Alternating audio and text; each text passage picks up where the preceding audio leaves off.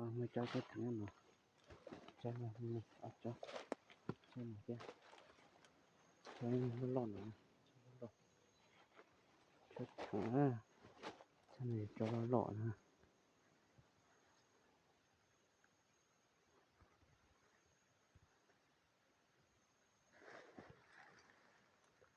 nó không bối nữa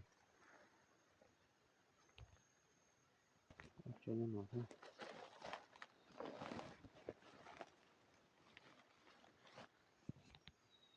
thằng